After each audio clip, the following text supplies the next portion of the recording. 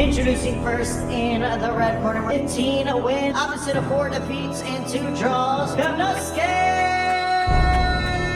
Kameda!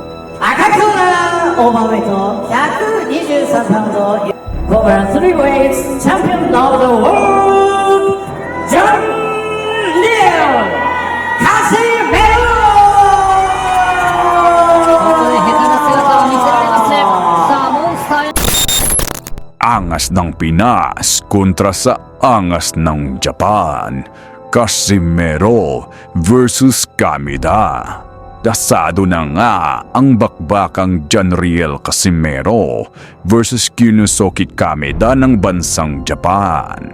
Magaganap ang laban ng dalawa ngayong October 25, nagaganapin sa bansang Kyrgyzstan. Ang laban na to ay magmimistulang comeback fight ni Janriel Casimero matapos ang isang taon nitong pagkakaban doon sa bansang Japan. Maglalaban ang dalawa sa catchweight na 128 pounds sa featherweight division. At nitong nakaraan ay nagkaharap na ang dalawa sa personal at dito ay makikita natin na malaki ang diferensya ng dalawa pagdating sa tangkad. Kaya naman sa video na ito ay pag-uusapan natin ang magiging laban ng dalawa. Sino nga kaya sa kanila ang mananalo sa laban? Una ay kilalanin natin itong si Kyunosuke Kameda, ang makakalaban ng ating bida na si Janriel Casimero. Medyo magaling din ang boksingerong nito at may taglay ding lakas ng mga kamao. Meron itong record na 15 panalo at siyam sa mga yon ay tinalo niya sa pamamagitan ng knockout at may 5 talo lang. May edad pa lamang itong 26 anyos at mas bata ng 10 taon kaysa dito kay Janriel Casimero na may edad ng 36 years old. Kaya naman masasabi nating nasarurok pa ng kanyang kalakasan ng kanyang katawan itong si Kameda.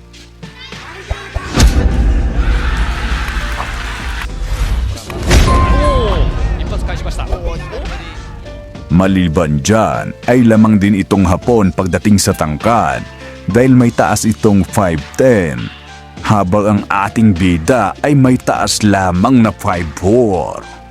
Mas mahaba din ang mga galamay nitong si Kyunosuke Kameda kaysa dito kay Cuadro Alas na may habang 179 centimeters kumpara sa reach ni Casimero na umaabot lamang sa 163 centimeters.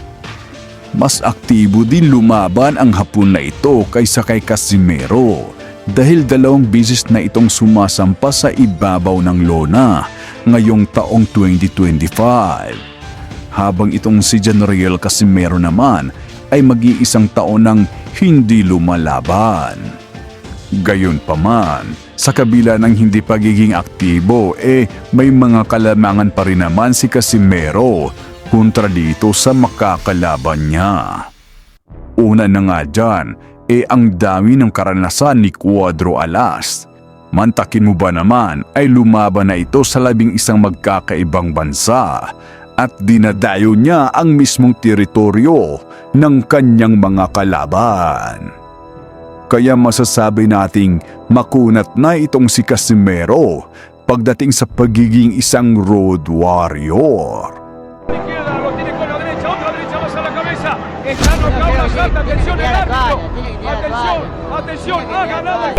Yeah. Levi's loose. Oh! No! Moira's not trying to be hold on, and it won't be denied. And a good body shot is down again. To the body. Woo-hoo-hoo-hoo! Época junto a Leno de Cuava, sabe que no tiene sentido, el veneno está inoculado. Vamos a ver por qué Filipino intenta aprovecharle para intentar destronar al campeón que está muy sentido contra las cuerdas. Lanza manos el Filipino con calma, intenta buscar el hueco y Zorrón intenta se cae. y queda un minuto. Pega muy duro el filipino. No paran, no paran, no paran. Vaya sorpresa, decíamos que John Riel Casimero. Lamang din itong si Cuadro Alas pagdating sa quality ng mga kalaban dahil marami na rin itong tinalo ng mga world champions. Patunay dyan ang kanyang pagiging 3-division world champion. Habang itong si Kameda naman ay iisang world champion pa lamang ang nakakalaban niya sa katauhan nitong si Luis Neri kung saan ay natalo nga siya nito sa pamamagitan ng knockout. Sígale. Uy, abajito. Tremendo, cuidado que está tambaleando esa galardona. Caída Esta oficial. sí fue caída oficial. Arriba un misil. Ay, olor a Salió al aire, pero va bien. Hoy como duele el cuerpo. Pólvora, se va a terminar la pelea. Se va a terminar. Todavía no acaba. Pensé que se había metido. Para mañana, mi reina. más, Ya no va más. Pagdating naman sa lakas ng mga kamao, mas lamang din itong si John Riel Casimero. Patunay dyan ang kanyang 64% na knockout ratio na mas mataas pa kumpara dito kay Kameda. Kaya naman, ang magiging tema ng laban na to kabataan at laki, laban sa karanasan at lakas ng kamao. Sino kaya sa dalawang ito ang mananalo? Mananaig ba ang mas bata at ang mas matangkad na Hapon? O mas mangingibabaw pa rin ang lakas at karanasan ni John Riel Casimero sa laban? Yan ang ating aabangan. At upang mas mahimay pa natin ang kalalabasan ng kanilang bakbakan, narito at balikan muna natin ang huling mga laban ng dalawa sa ibabaw ng lona. Pero bago yan, paki-like mo muna itong ating video at mag-subscribe ka na rin dito sa ating YouTube channel. Maraming salamat mga sir. Alright mga sir, ito balikan natin yung isa sa huling mga laban nitong si Kyunosuke Kameda kontra sa kapwa ni Hapon na si Matsuoka. Ang laban na to ay isang 8 round. So dito makikita natin na matangkad pala talaga itong si Kameda, no? 5'10 yung height niya So mas matangkad siya kay Casimero ng 6 na pulgada. So orthodox yung style niya. At yun, mas mahaba yung mga galamay nito kaysa kay Casimero. Uy.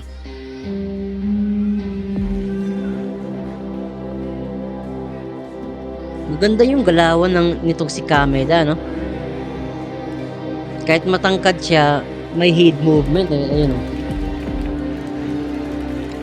Kaya lang yun, tinatamaan siya ng counter dito, no? Ayun, no? Medyo maluwag yung depensa ng Hapon na si Kameda. So pag natamaan to ni Casimero, nasingitan ng sulit, mukhang may paglalagyan. Uy! Bagsak yung si Matsuoka. Isang counter mula kay Kameda. Malakas din pala yung kanan nitong si Kyunosuke Kameda, no? Kaya niya mag-knockout o magpatumba ng kalaban. Yun, parang gusto nang tapusin ni Kameda dito yung kalaban niya, oh. Yun. Higi. Left hook.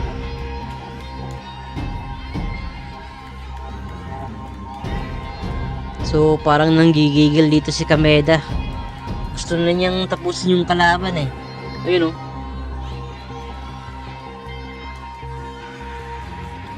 Uy, uppercut mula kay Kameda.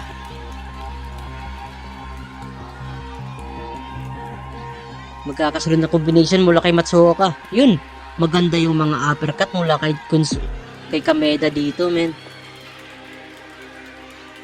Pero yun nga, no, yung depensa ng Hapon na ito, si Kameda, bukas na bukas. So, pasok yung mga counter na uppercut at hook ni John Riel Casimero dito. So kailangan ang gawin ni Casimero dito, dikitan itong si Kameda. Uy, nakatama ng solid na kanan si Kameda doon na groggy na naman si Matsuoka. So yung pamatay na weapon nitong si Kameda yung kanyang kanan.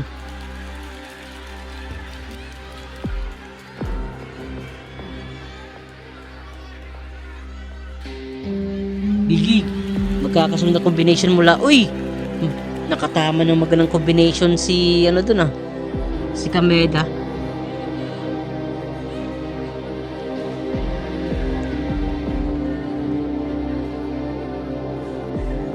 Maganda din yung mga jabs niya kasi mahaba din yung galamay niya So magagamit niya to sa mas maliit na kalaban niyang si General Casimero.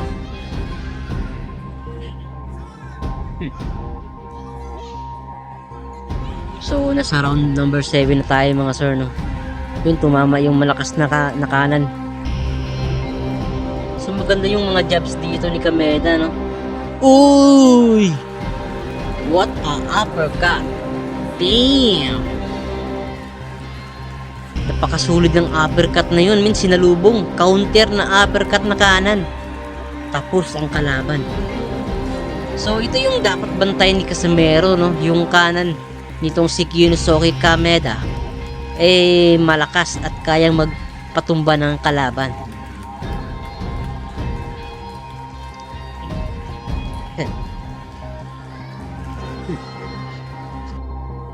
So ito naman balikan din natin yung pinakahuling naging laban ni Cuadro Alas General Casimero doon sa bansang Japan noong nakaraang taon kontra sa Mexicanong si Saul Sanchez.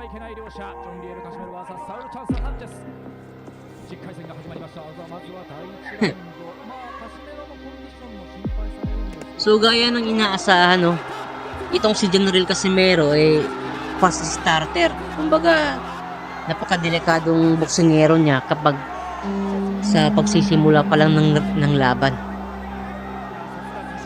Kaya dito sa round 1 pa lang bumagsak na agad si Sanchez Binigla ni Casimero si Sanchez. So parang hilo pa dito si Sanchez. Yun, magkakasunod na combination mula kay Casimero. Matangkad ditong si Sanchez, no? 5'7" yung height niya ata. So mas matangkad lang dito kundi si Kyunosuke Kameda.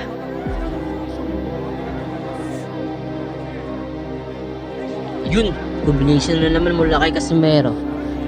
Malakas talaga yung kanan ni Casimero kahit yung kaliwa niya. So pag tumama yung mga combination na to kay Kameda na medyo may kahinaan yung depensa, mukhang hindi rin tatagal yung laban na yun sa palagay natin, no? Yun, tumama din yung left hook ni Sanchez dun